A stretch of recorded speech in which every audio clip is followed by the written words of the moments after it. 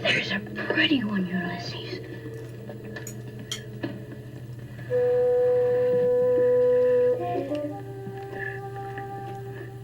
There it is. Happy holidays! I'm Sean the Book Maniac. Welcome back to my channel. Here I am doing a Christmas Day Friday Reads because Christmas Day is completely non-existent for me this year, which is rather nice. I hope those of you that partake are having a whale of a good time. I'm just reading and booktubing all day long, so go me. Unfortunately, Santa's book bag was very much of a mixed bag this week. So I'm going to group all of my negative reviews and rants at the very beginning of the video, and any of you that are not really into the negativity at this time of year, I'm going to put a timestamp above, I guess in the show notes too, but I'll put it above that you can forward to after I've said my bit and vented my spleen, because everything after that is going to be upbeat and positive. And for those of you that are here for the spleen venting and the ranting and the bitchy takedown reviews, you'll know when you can stop watching the video. Let's get started. Buy books like Santa, read like Scrooge. Is that a thing? Is that the new motto for my channel? I did wear the crispiest shirt I could find, but I didn't have anything red except my complexion. I'm not drinking. I know alcohol consumption went into the making of this video, but I'm just generally pretty red, mostly because I, embarrass myself. I have one bail to tell you about, and I feel badly about this for several reasons. This was the buddy read that I was supposed to start this week with Gunpowder Fiction and Plot, Nell and Scott, and I bailed on the very first day. Ragged Company by Richard Wagamese. Richard Wagamese is an Indigenous writer who lived in Canada, and this was a gift to me from my mother. Wagamese is her favorite writer, and this is her favorite novel, and I left it on my shelf. Please see last night's tag video about Christmas or book gift giving, the book gift giving tag, whatever it's called. I'll put a link in the show notes, because this was one that sat on my shelf for years because I was nervous to read it because my mom loved it so much. Well, I absolutely hated it. So I have bailed on 2 Richard Wagamese novels, so I'm done with his stuff.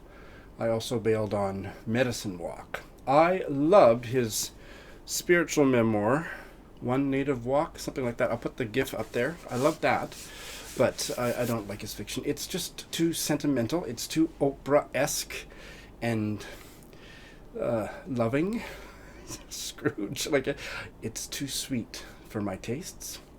I admire what he's trying to do, and it works for many a reader, but I don't feel that he is working his stories hard enough or making me work hard enough to see his characters through their stories into grace. I just think it's too facile, and I can't stand it. So I bailed very early. This is a novel about a group of homeless folks. Most of them, I think maybe all of them, are Indigenous, and I didn't get to where they find a lottery ticket worth $13 million, but that's the premise of the story. In less sentimental hands, it could have been a great story, and lots of people think it is, but so sorry, Scott and Nell. I hope you guys get along with it better. So that happened. And Mom, I still love you, but yeah, the Richard Wagamese is not for me. So I've got 2 1-star reviews. I have finished 5 books, and 2 of them were 1 star. So I'll start with that, and then everything after that is positive. So hang on. Here comes the good part, for those of you that are here for that sort of thing. I finished Robertson Davies' novel, Fifth Business, which is volume 1 of the Deptford trilogy. And despite a really strong start, I ended up hating it and giving it 1 star. But not for the reasons I was expecting. I have already filmed my review. It'll probably be weeks, if not months, before you see it. The short review is that for a novel written by a straight white man in 1971, it was refreshingly free of sexism and misogyny, which I expected it to be chock full of. But it was such a far-fetched story because the characters were not developed enough to carry the story, and it was just ridiculous, macho Jungian bullshit. I absolutely hated it by the end. It just pissed me off, but not for the reasons I was expecting. So I still feel more benign toward it. Like, I'm not ranting, and my review that I filmed is not ranty, because I'm still kind of, well, he wasn't, the story wasn't macho shithead, it was just macho Jungian, and that's almost as bad. No, it didn't work for me at all. And this one I will get ranty. I have just about an hour ago finished the novel by the American writer Virginia Reeves, Work Like Any Other, and it is probably the worst book I've read all year. It just stank so badly. And it probably was a 2-star read, but I took an additional point off because of how angry it made me. Just terrible. Like, it started out good. I'm not going to do a full review, am I? No, I don't need to do a ranty review on it, but I'm going to rant here for a few minutes. It's set in, I believe, the 1920s in, was it Alabama? Yeah, rural Alabama in the 1920s.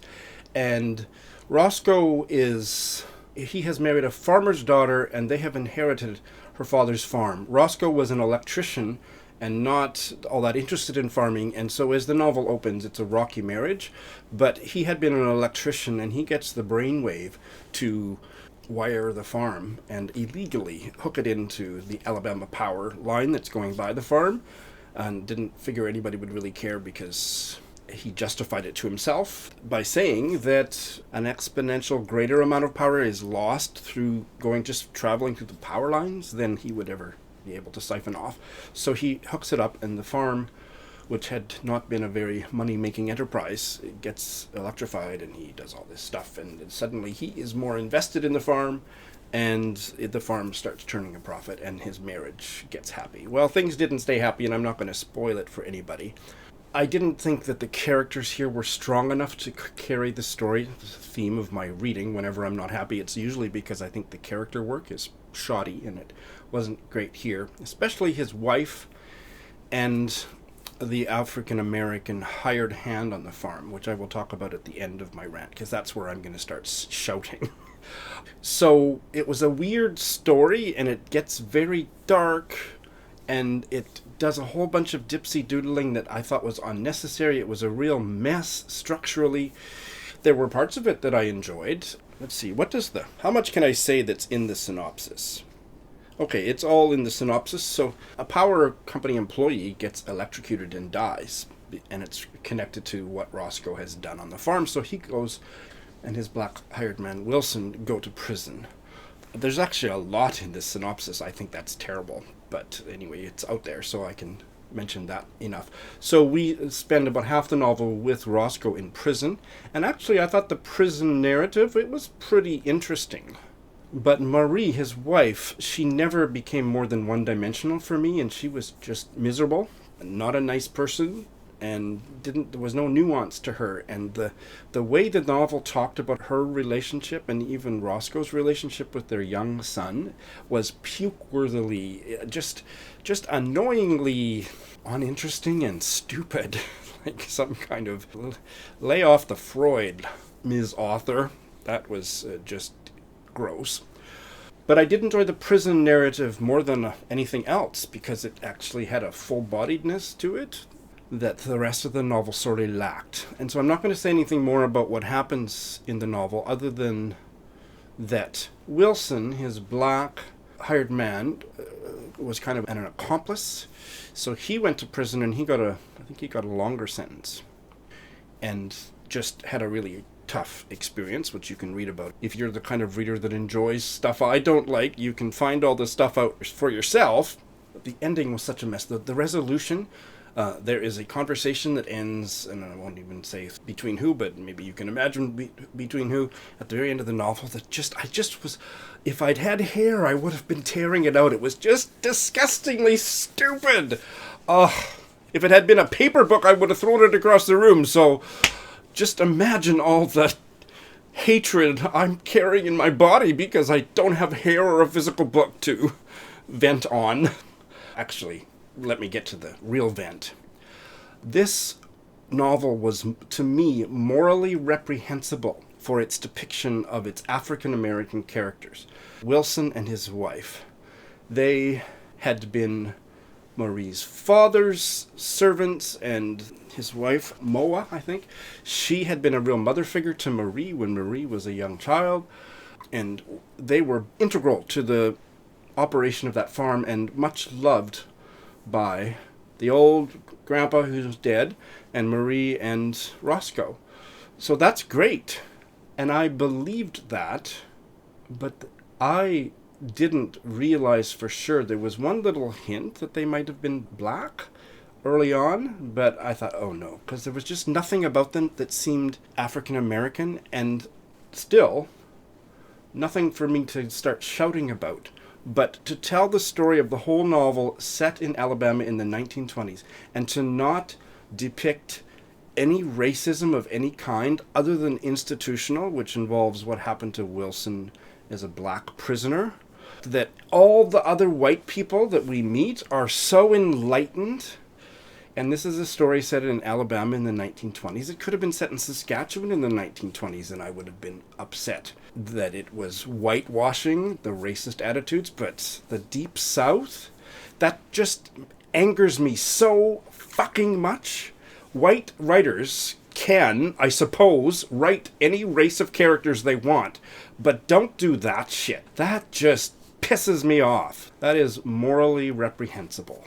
Like this stupid thing, well, I can't make them seem too black because that would be racist. No, making them seem white is racist. If you're writing a story set in the 1920s, I don't encounter that very often, but when I do, I don't get my shirt in a knot about white writers writing about... I'm always a little nervous when they do, because most of them don't do it well. That's why you shouldn't probably do it, but I don't make lines in the sand about it. But when it's done so ham-handedly and offensively, and for all I know, no black reader out there has the opinion I have about this book, so that's fine. If I am the only protester, then I've got something to work on. But I just thought it was disgusting. It's too easy. I remember I read a buddy read of a short story with Heidi of My Reading Life, and we both felt that the way the story put all of the racism outside of the main characters, that was a white family, and it was a very racist time. I can't remember the setting or any details about it now, but that kind of thing, just like, if you're gonna write about non-white characters, don't make all the white characters angels, because we're not, and we certainly weren't in 1920s, wherever the hell we lived. That just pisses me off. Merry Christmas. So, ugh. Okay, so the ranting and everything is now finished. Let me move on into positive territory where I intend to stay for the rest of this video. So those of you that just came for that, finish your popcorn and turn off the TV.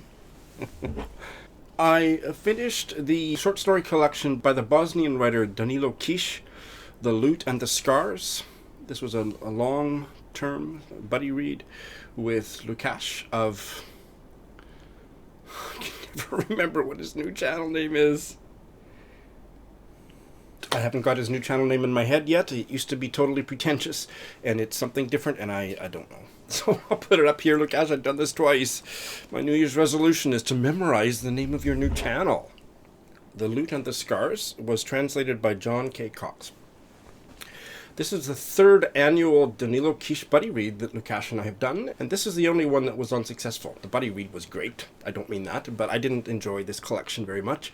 Most of the stories just didn't resonate with me at all. There was two that I liked. The last two I quite enjoyed. This penultimate story I loved. There might have been one other one that I kind of liked, but that was less than half of the stories, and the rest of them just felt flat for me. This was, I think, the last collection of short stories, so very late in his career. He died quite young, 57 or maybe even younger, but he was kind of moving into new territory that might have been a little more experimental, post-political in a way. I just didn't get most of the stories. Lukasz liked the collection overall quite a bit better than I did. I don't want to dissuade anybody. So I gave it 3 stars because it was just so-so. The other short story collection of his, A Tomb for Boris Davidovich, which I absolutely loved. This one was a bit of a mess for me. And I have finished the buddy read of the Scottish-Irish novel For the Good Times by David Keenan. This was a buddy read throughout the month of December with Mark Nash, and it was our first buddy read, and it was a great buddy read. I ended up liking the novel. I gave it 4 stars. So I liked it, didn't love it. There were things about it that I actually loved. There was things about it that I kind of hated, but I was feeling generous in giving this 4 stars, and kind of overlooking what didn't work for me because it was more my reading tastes. I just thought this was a tour de force of literary vivacity and just brimming with energy. It's about the low men on the totem pole in the IRA in Belfast in the 1970s. Dark times. And they're so far down on the totem pole that they're really just kind of thuggish and bumbling idiots and lovable. And all of that comes through in a way that it's almost amoral. There's an incredible amount of violence. There was one chapter in particular where I thought, if it continues like that, I'm going to have to bail. And it didn't. But it's a very violent story. It's very funny. All these different layers and levels of what's going on. It isn't completely realistic. And the thing that I hated was that comic books are just embedded in the structure and theme of the novel, and I just can't stand that. Just don't. No. And still I give it 4 stars. Mark Nash is a very different reader than I am. Hello. We couldn't be more different. And it was fascinating to buddy read it with him because he has all of the knowledge about the IRA and Ireland that I didn't have, and so it was almost like a masterclass in filling in some of those gaps for me and made me appreciate the novel from that perspective. The novel didn't end up working as well for him, and I haven't watched his Friday reads. Maybe he's probably talked about it as well. But I gave extra marks for there was a whirlwind quality to the writing and the way that it was just a breathless story told with so much gusto that I'm going to be reading more David Keenan, even though there's things he does that I don't like. Comic book characters and stuff. And violence. But an unforgettable novel. I think I've described it as accurately as I can. If that sounds good, you should check it out. It's not a Sean book, and it was a 4-star read. What else can I say? And the last one that I finished was this Romanian novel by a Jewish writer from Romania, Mihail Sebastian's For 2,000 Years, translated from the Romanian by Philip O'Killig. This was not a Sean book either, and I considered giving it a lower rating than 4 stars, but ultimately I did give it 4 stars because of a very strong ending, and because I think I would get a lot more out of it on a second reading in a few years. But it's a very intellectual novel. The writing is beautiful. It's not intellectual in terms of its prose style, but it concerns a lot of intellectual, the dialogue between the men in the story is very intellectual, political, economic, social political, and that is not my cup of tea, but it was quite rich regardless. It is set in early 1920s in Bucharest. It's an autobiographical protagonist. I don't remember if we learned the protagonist's name, but he is a university student, and Romania at that time, and probably decades afterwards, was an incredibly anti-Semitic place, and he was being attacked by his fellow students sometimes more than once a day, and kicked out of classes and forcibly ejected from classrooms just because he was Jewish. And that was painfully fascinating to read about. And it's one of the things that I enjoyed about the book that was really well done. I think everything was well done, but that really resonated with me was how much he resisted identifying with his Jewish cultural identity. He just wanted to study. And he just kept pushing. It kind of reminded me of, I think, how I was at a very early stage for about 10 minutes in the early stage of my coming out, where I didn't want people to identify me with being gay. There was more to me than being gay. Well, that's ridiculous. It all has to be integrated. And I don't want to overdo an analogy between coming out as gay and what the protagonist here was going through, not at all. But it really was fascinating and nuanced. Is that another word of the day? Is that my Christmas word of the day? Nuanced. It's a good thing, and it really works here.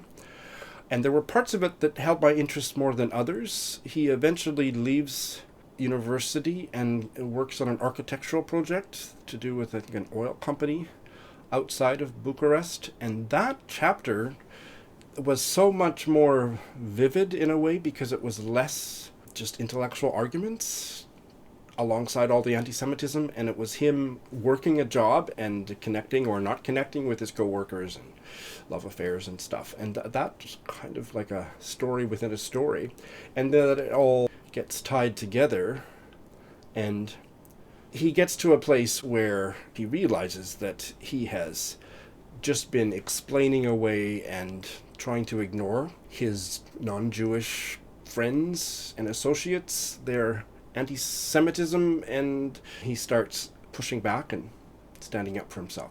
It was controversial in its day. I believe it was published in 1934 because some people thought it was an anti-Semitic novel because of all the dipsy doodling that the protagonist went through. I don't think it is, or it doesn't matter what I think, but it's just a really fascinating study. But the dialogue and intellectual concerns of many of the characters kind of lost me in places. So if you're more intellectual than me, which is probably 97% of you, you might get along with it better than I did, but it was a solid 4-star read, and it's one that I intend to reread.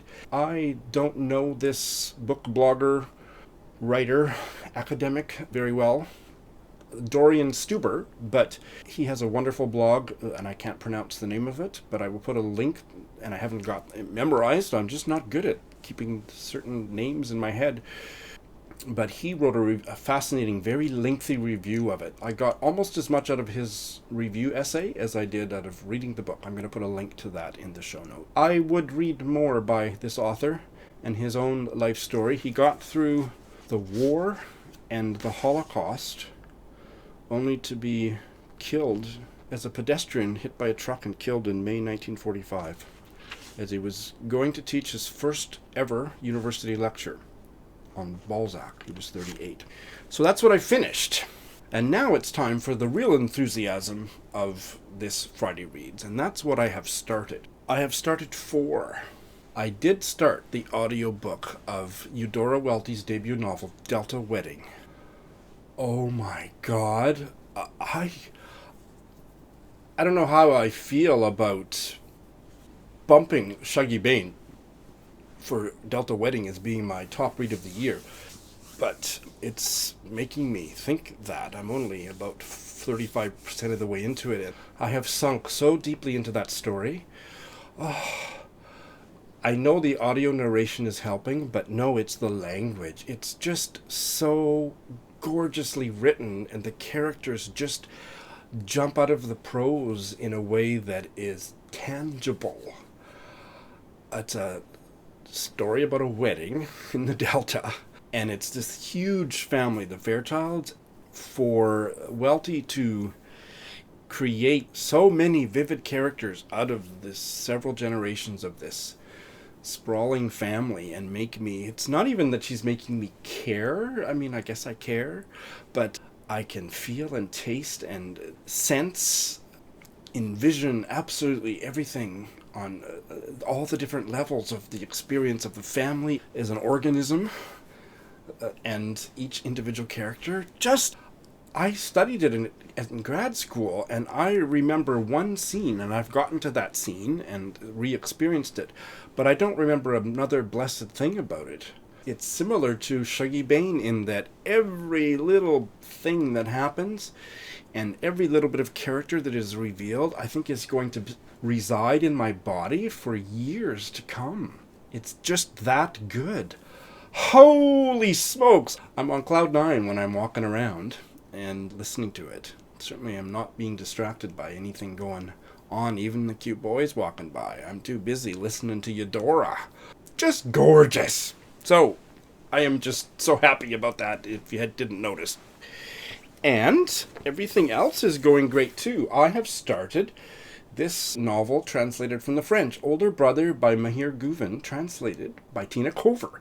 And it's really good too. Now, I am not very far into it, 50 pages, and it is about two brothers in a Franco-Syrian family in Paris. And the one brother, I have hardly seen him, but he went to the Middle East to be a doctor. And he disappeared and kind of deserted his elderly, not that elderly, 60-year-old father, who's a taxi driver, and his older brother, who I have read several chapters from the older brother's perspective. And how fascinating is it that the old man is a taxi driver and a communist, and his eldest son is a Uber driver. And you know how taxi drivers feel about Uber drivers, and this is the father and son that live together.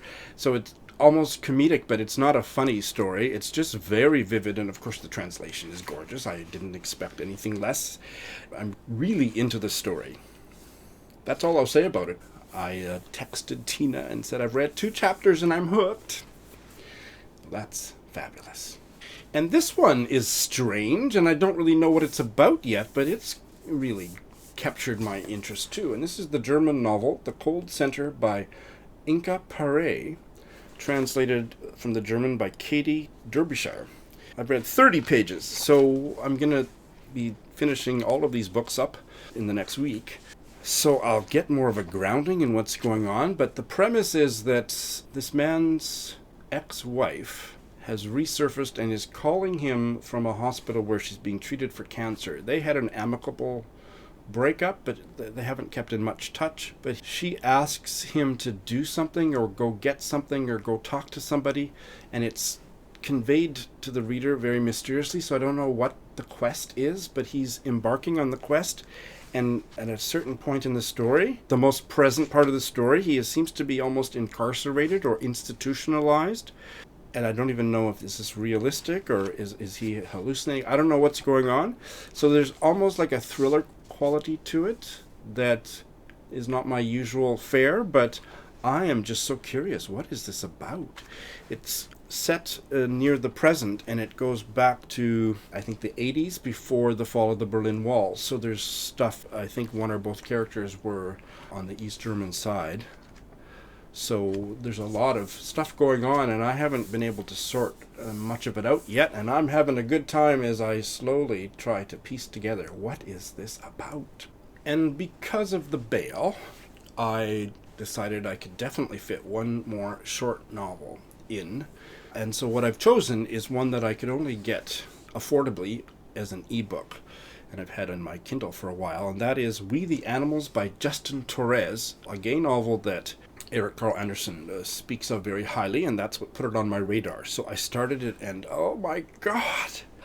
It is about a Puerto Rican American family, and each chapter is like a burst of brash narrativity. We're experiencing the story through 3 brothers' eyes, and they're not very old for most of it so far. I think they're like 7 or 10 or 11, I don't know. You know me, I don't pay attention to anybody's age in what I read or in my world. I think Kenji's of age. But there's just a brashness to it, a brazen explosion of story in every chapter. It's delightfully confrontational, every chapter. And it's got really some dark themes. There is domestic abuse. I'm pretty sure at least one of these sons is going to be gay. That's not necessarily dark, but there's just a raucous, in-your-face edginess I sense. I don't know where the story's going, but it's I want more. So beautiful writing, really beautiful writing, and rather beautiful author too, wouldn't you say? So that is what I have started. I probably have enough on my plate because I plan to finish. My goal is to finish absolutely everything on my plate by New Year's Eve. That I probably won't start anything. If I make really good progress, I might try to fit in one small novel, but I'm not going to announce that beforehand because probably I won't. My next Friday reads will be on New Year's Day, and I will be starting a bunch of books in early January, and I will tell you about some of them then. Also, stay tuned for a special video that will go up on my channel on New Year's Eve, which will also introduce some New Year's reading stuff, and I'm really looking forward to that video. Merry Christmas if you like that sort of thing. Happy holidays, everybody. Despite all the anxiety about the coronavirus that kind of knocked me out as a reader for a few weeks at the beginning of all this, I have probably had the best reading year of my life. And I thank you all for that, because you are an important part of the reading year for me. Now I don't know what to say. I'm feeling emotional. Happy holidays.